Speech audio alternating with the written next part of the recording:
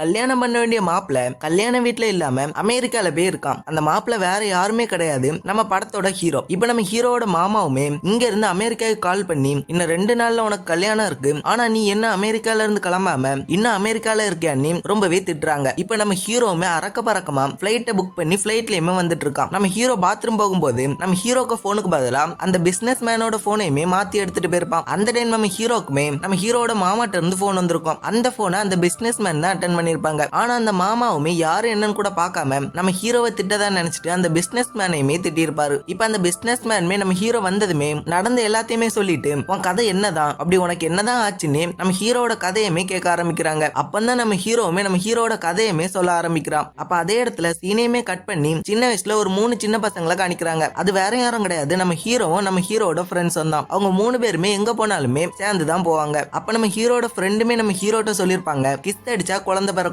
இப்ப நம்ம ஹீரோவுமே ஸ்கூல்ல அவனுக்கு பாடம் எடுக்கிற ஒரு டீச்சரையுமே லவ் பண்ணிட்டு இருப்பான். ஆனா அந்த விஷயம் அந்த டீச்சருக்கே தெரியாது. ஆனா அந்த டீச்சருக்கு நம்ம ஹீரோவை பிடிக்கும். ஏன்னா சின்ன வயசுலயே துருன்னு ரொம்பவே ஆக்டிவா இருப்பான். அப்படி இருக்க ஒரு நாள் அந்த டீச்சருமே நம்ம ஹீரோக்கு முத்தம் கொடுத்திருப்பாங்க. இந்த விஷயம் எல்லாம் தெரிஞ்ச நம்ம ஹீரோட ஃப்ரெண்ட்ஸுமே நம்ம ஹீரோட்ட, இனிமே டீச்சர் பிரெக்னன்ட் ஆகிருவாங்க, நீ தான் டீச்சரோட புருஷன்னு சொல்லிட்டு இருக்காங்க. அதுல இருந்து நம்ம ஹீரோவும் ஹீரோட ஃப்ரெண்ட்ஸுமே அந்த டீச்சருக்கு பின்னாடியே சுத்திட்டு இருக்காங்க. எப்போ அந்த டீச்சரோட வயறு ரொம்பவே பெருசாகும்னு 3 பேருமே வெயிட் பண்ணிட்டு இருக்காங்க. அப்படி இருக்க கொஞ்ச நாள்லயே நம்ம டீச்சரோட வயருமே பெருசாகுது. கொஞ்ச நாள்ல அந்த டீச்சருக்குமே பிரசவ வலியுமே வருது. ஆனா அந்த டைம் நம்ம டீச்சரோட புருஷன் நம்ம டீச்சருக்கு கூட இல்லாம அமெரிக்கால போய் இருக்கான். இப்ப நம்ம ஹீரோ தான் அந்த டீச்சரையுமே ஹாஸ்பிட்டல்லையுமே அட்மிட் பண்ணிருப்பான். ஆனா நம்ம ஹீரோ இங்க கூட சும்மா இல்லாம நம்ம டீச்சரை அட்மிட் பண்ண இடத்துல அந்த ஃபார்ம்லயுமே அவன் தான் புருஷனையுமே எழுதி இருப்பான். இப்ப அடுத்த நாள்ல இருந்து நம்ம ஹீரோவுமே ஸ்கூலுக்கு போக ஆரம்பிக்கிறான். ஆனா அந்த டீச்சர் அதுல இருந்து ஸ்கூலுக்கே வரல. ஏன்னா அந்த டீச்சருமே குழந்தை பிறந்தனால வேலையை விட்டுமே நின்றுப்பாங்க. அது மட்டும் இல்லாம அந்த ஊரை விட்டுமே காலி பண்ணிட்டு வேற ஊருக்குமே போயிருப்பாங்க. அவ்வளவுதான் நம்ம ஹீரோட ஃபர்ஸ்ட் லவ்மே அதே இடத்துலயே பிரேக்கப் ஆகுது.